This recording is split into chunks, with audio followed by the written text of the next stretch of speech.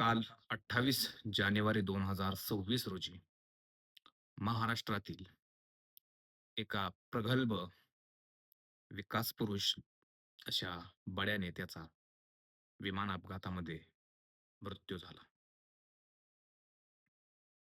राज्याचे उपमुख्यमंत्री, बारामतीचे आमदार, पुण्याचे पालकमंत्री, बीड जिल्ह्याचे पालकमंत्री, राज्याचे अ, अर्थमंत्री, उपमुख्यमंत्री अशी अनेक पदं स्वतःजवळ घेतलेले आणि ते लीलया पार करणारे महाराष्ट्रातले सन्माननीय महाराष्ट्र राज्याचे उपमुख्यमंत्री कैलासवासी अजितदादा पवार यांचा काल दुर्दैवी अंत झाला. इतका दुर्दैवी अंत कोणाच्याही वाट्याला येऊ नये, तसा दुर्दैवी अंत दादांच्या वाट्याला आला. दादांच्या या एकूणच सगळ्या जडणघडणीबद्दल आपण सर्व न्यूज चॅनलवरती, टीव्ही चॅनलवरती पाहतोच आहे. आणि आता मी व्हिडिओ शूट करण्या अगोदर दादा अनंतात विलीन झालेले आहेत. म्हणजे दादांवरती अंतिम संस्कार पार पडलेले आहेत. बारामतीमध्ये विद्याप्रतिष्ठानच्या मैदानावरती दादांवरती ही अंत्यविधीची क्रिया केली. तिथं लोटलेला जनसागर, तिथं लोटलेले सर्वसामान्य कार्यकर्ते, महिला, मुली, मुलं, वृद्ध,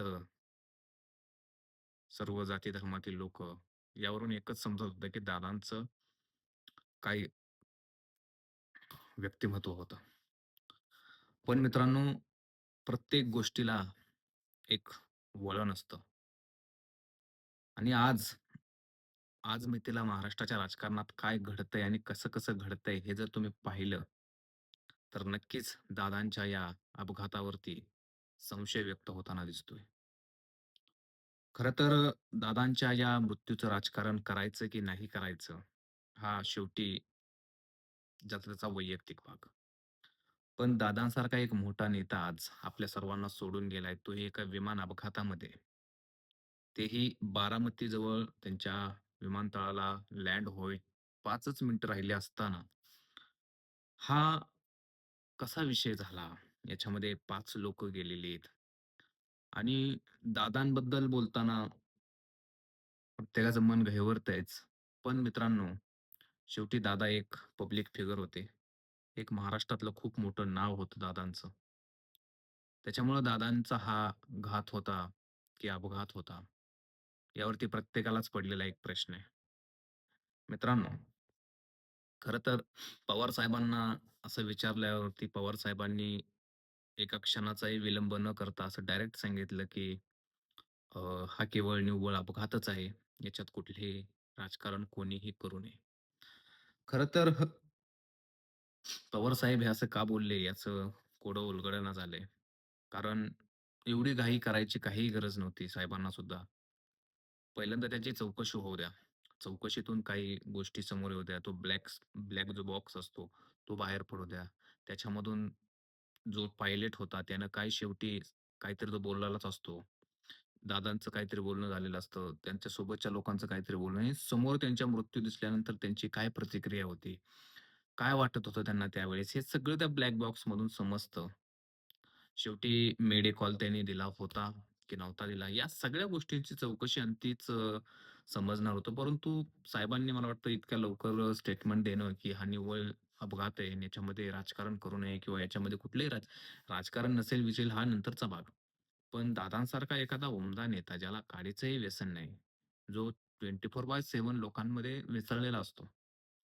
कधीही कुठल्या आजारानं त्यांना शिरकाव त्यांच्या शरीरात केलेला नाही. कारण पूर्णपणे निर्व्यसनी शरीर असल्यामुळं आजाराला कधीही बळी ते पडले नाहीत कुठले. आजपर्यंत बरेच नेते गेले, परंतु ते त्यांच्या कोणी हार्ट अटॅकने गेलं, कोणी कॅन्सरने गेलं, कोणी कशाने गेलं. पण दादांना असं कुठलाही आजार त्यांना शिवला नव्हता. मग दादांच्या या अपघातापाठीमागं नक्की काय विषय झाला?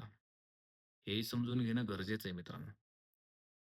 एक आपल्याकडं लोकमत मराठीचं आता मराठी 18 झालेलं आहे. त्यांचं एक दादांच्या म्हणजे 27 जानेवारीला संध्याकाळचं त्यांचं एक त्यांच्या पेजला गेल्यानंतर तुम्हाला समजेल, की एक अशी त्यांची बातमी होती, की आज मध्यरात्री खूप मोठी घटना घडणार आहे महाराष्ट्रामध्ये. आता ती घटना काय घडणार आहे, त्यावेळेस त्यांनी वर्षाचा फोटो टाकला होता, वर्षा बंगल्याचा. 2 मोठ्या नेत्यांमध्ये काहीतरी विषय झालेला आहे, असं खूप काही बोललो त्याच्यामध्ये. परंतु त्याचा आणि याचा संबंध आहे असं मला अजिबात म्हणायचं नाही. परंतु तुम्ही तपास करणं गरजेचं आहे. कारण ज्या अर्थी जो पायलट होता, त्या पायलटला माहिती होतं इथं लँड आपल्याला करायचंय विमान. आणि ज्या धोक्याची जी कारणं दिली जात आहेत, ते इतकं धोकं नव्हतं त्या दिवशी. होतं धोकं, परंतु त्या टाईमाला तिथं धोकं नव्हतं. ते स्पष्ट दिसतंय. तिथली लोकं प्रत्यक्षदर्शी सांगतात, की एवढंही धोकं नव्हतं, की यांना हे दिसणारच नाही. बरं धोकं जरी असलं, तरी त्यांना काही ना काहीतरी पर्याय आहेतच ना. आज पावसात विमानं उडतात, उड्डाण घेतात, परत लँड होतात, परत भरारी घेतात. जर तुम्हाला तिथं दिसत नाहीये तुम्हाला किंवा पुढचा विषय तुमच्या लक्षात येतोय, की इथं आता अ, अपघातग्रस्त विषय होईल, तर तुम्ही तिथून परत पुण्याला जाऊ शकत होता. पुण्याच्या विमानतळावरतीही ते लँड करू शकत होता. अनेक गोष्टी करू शकत होता. म्हणजे आता त्या डीपमध्ये आपल्याला जायचं नाही. पण मला एकच सांगायचंय, की दादांच्या या मृत्यूचं रहस्य समजलं पाहिजे. ज्यावेळेस डेड बॉडी बाहेर पडली होती, त्यावेळेस डेड बॉडी पूर्णपणे सुजलेली होती, फुगलेली होती. दादांसोबत ज्या काही कागदपत्रांच्या फाईली होत्या, त्या सुद्धा अशा सगळ्या अस्ताव्यस्त पडल्या होत्या. महाराष्ट्राला खूप मोठं नुकसान झालं या दादांच्या जाण्यानं. कारण ते एक अर्थमंत्री होते. राज्याचा कारभार ते लीलया पार पाडत होते. कुठल्याही प्रकारे त्यांच्यावरती अर्थ खातं त्यांच्याकडे आल्यापासून एकही आरोप त्यांच्यावरती झालेला नव्हता. एवढं निष्कलंक व्यक्तिमत्व होतं. पण मित्रांनो, फक्त एकाच गोष्टीचं वाईट वाटतंय, की पवार साहेबांनी असं बोलणं, की ते कुठलंही राजकारण करू नका, निव्वळ अपघात आहे. हे कधी सिद्ध होईल ज्यावेळेस तो मीडिया कॉल समोर येईल, ब्लॅक बॉक्स समोर येईल आणि त्याच्यानंतरच ह्या सगळ्या गोष्टी होतील. कारण विमान लँड व्हायला तिथं गेल्यानंतर सुद्धा ते परत वरती गेलेलं आहे.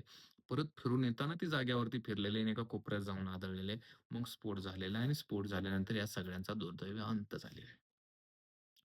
तुम्हाला काय वाटतं? तुमची मतं कमेंट्समध्ये नक्की व्यक्त करा.